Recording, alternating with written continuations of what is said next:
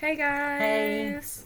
Sorry for the lateness of it, but today we decided we're going to be talking about battles.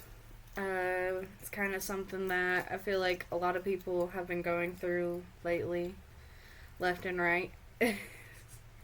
So we'll give y'all a few verses, then we'll also do testimonies as we're giving verses or after.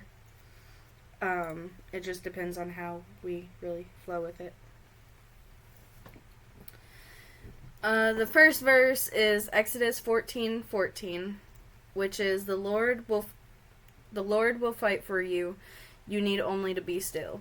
For me, that verse hits really hard because I constantly try to fight my own battles. I constantly try to self isolate and just deal with things how I want to deal with things.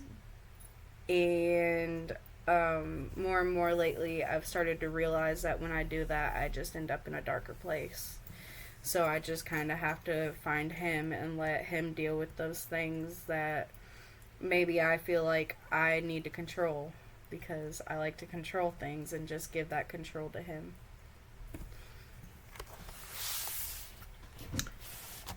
Deuteronomy 24. For the Lord your God is the one who goes with you to fight for you against your enemies to give you victory. 2 Chronicles 20:15 says, do not be afraid or discouraged because of this vast army, for the battle is not yours, but God's. That verse has really stuck with me for the past few months. Actually, God even came to me and questioned me, why are you trying to fight what's not to fight? And, he told me that the battle wasn't mine to take and fight and try to win, that it was his battle, that I had to give it up. But, like Haley, it's very hard when you're used to taking care of yourself and doing everything for yourself, not asking for help. Sometimes that battle gets too heavy and we have to eventually turn to somebody, and that it's very difficult to step out of your comfort zone knowing and feeling like, well, now I am a failure because I have to depend on somebody to help me. And I've realized in the past few months that it's not me failing when I have to go ask somebody. It's God showing me that I shouldn't be doing it alone, that he is fighting it, but I need to turn to my friends or my family, ones to help me talk through it and calm my mind from the battles that I'm thinking about and wondering. And so yeah, the battles is definitely is hard to deal with. But I'm learning quickly when I turned it over to God that things seem to be settling down a whole lot easier and a whole lot quicker. The last verse is Romans 8:37, which is, knowing all these things, we are more than conquerors through him who loves us. For me, that verse, it hits really hard because I'm always that person who thinks the worst. I'm always that person who knows and is like, okay, so this happened, so this and this and this is going to happen, and it's going to turn me into a spiral of this. And so, realizing that one, the first verse, I had to give the battle to him to be able to fight because I couldn't do it alone. And then two, he's already fighting the battle, so in the end, we'll be the conquerors just because of my belief in him. It's a different type of, I guess you could say, peace. I've noticed that a lot of the battles that I've been dealing with myself, whenever I finally sit down and calm down and quit thinking about it, I realize it's not really my battle. It's what the enemy is putting in my head that's wrong, or things that I feel that's wrong about me. And then, after I pray and get into the word and stuff, I realize it's not actually my battle. It's what the enemy is making me think is my battle. Um, and there's just been a lot of different battles that I feel like have been going on the last couple weeks. Um, for me, battling what goes on in my head, dealing with, those thoughts of, okay, I feel like I'm not doing enough. Okay, I feel like I'm falling short. The battle of dealing with, past things that I'm still trying to let go of.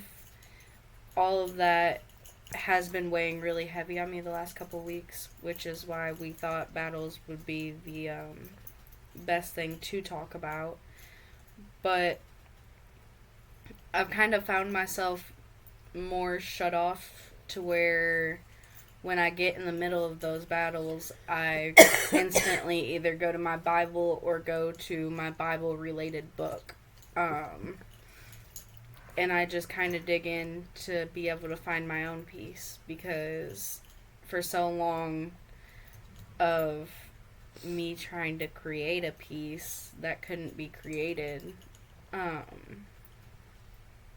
That's the problem, though. The enemy don't want us to create that peace. Mm-hmm. Because then we're not listening to him. Yep. And when it all comes down to it, he is the one that's putting it in your head. This past week, you don't know how many times I felt like I was a failure. And it has seriously ate at me this week.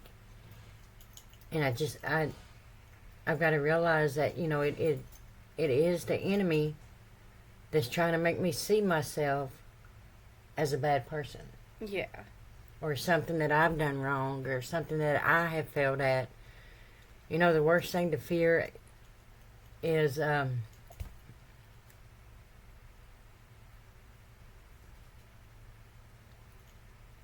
feel like you failed as a mother. Yeah. But then, you got your kids right in your corner, cheering you on. And it's like, why are you cheering me on? I let you down.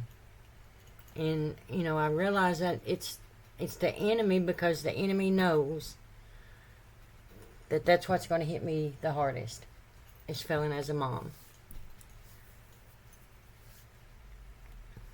Yeah, I can definitely get that. Clearly I don't have kids of my own yet, other than, a child who isn't here. But, with my biggest battle has constantly been feeling like I'm a good enough daughter, feeling like I'm a good enough Christian. I still struggle with feeling like I'm not doing enough, I'm not showing up enough, like I still have to do more. And dealing with those battles, it's a different type of stress. And God never wanted us to deal with stress. We're not supposed to deal with anxiety. We're not really supposed to deal with stress. We're not supposed to deal with depression. Those are all things that the enemy tries to bind us with and hold us down with, so that we can still be under his wing in a way. And it's one of those things that I feel like more and more we're starting to slowly catch on to, but that we also have to remember, okay, this is the enemy.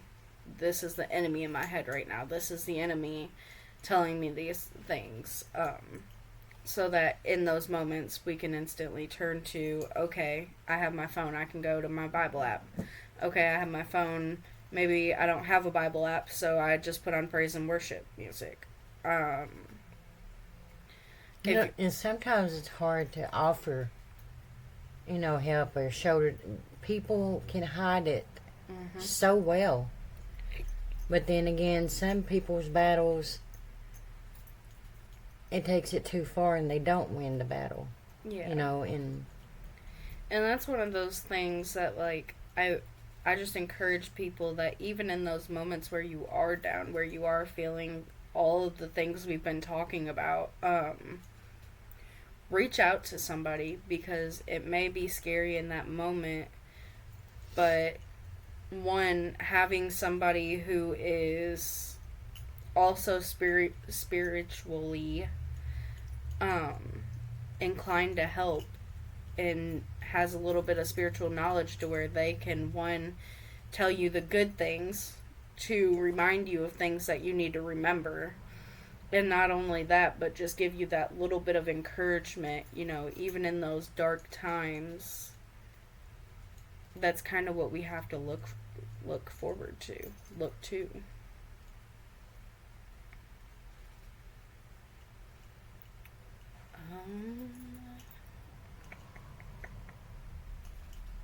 I just pray that if you are dealing with battles,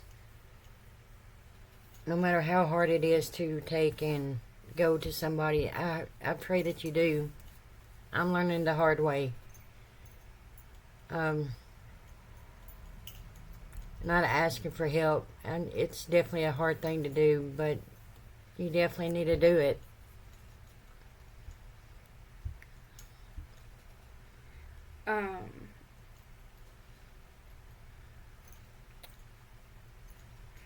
I lost track of what I was going to say just that quick. And one of the biggest things that we can say is write these verses we're giving y'all down. For me, I have like this photo wall, and I put verses that I know I need on that photo wall. Right now I can tell you I have Jeremiah 29:11 through 14. And then I have Exodus 14:14.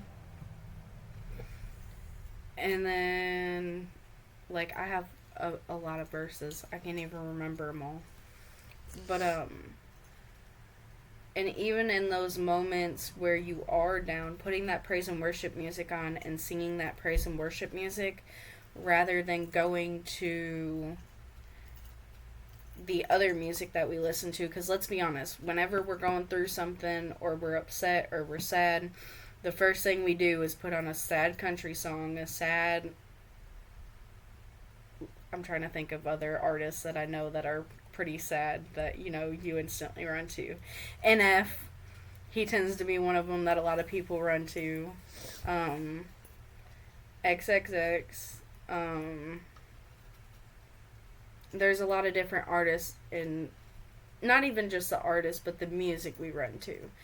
It weighs a lot on how we see things.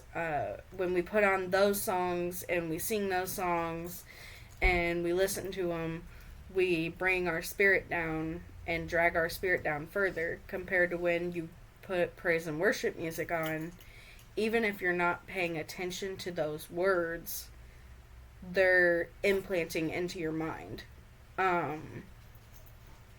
So compared to I hate life, life sucks, you have something that's telling you, even in my darkest times, you're there for me. You say I'm loved, even when I feel like I'm hated. You're made for more. Yeah. I'm just a nobody. Yeah. Actually, that's what we can do. We can give them some songs.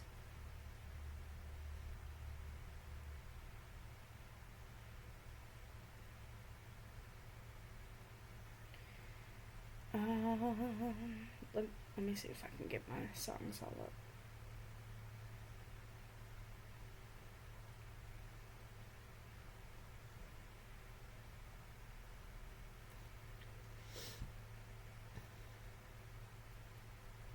Oh, it logged me out. I don't feel like logging back into that app, so I'll go to my other one. I can tell you one of the songs to listen to is Drowned by Lecrae. He's really good. It's a really good song. It has a lot of meaning to it. My phone's being dumb. Another one is God's Not Done With You. That song I think that one's by Torrin Wells. I'm pretty sure. That song will hit you in a different way, especially if you're a musical person and you pay attention to the lyrics. My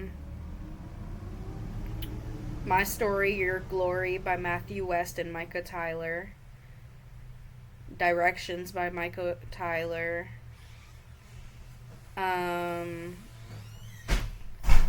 Lift My Hands by Forrest Frank. Might Get Loud, Elevation Worship. Battle Belongs by Phil Wickham, I think. Wickman.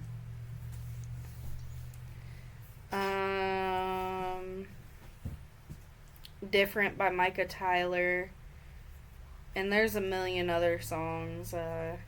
Those are just a couple that I had in that playlist specifically.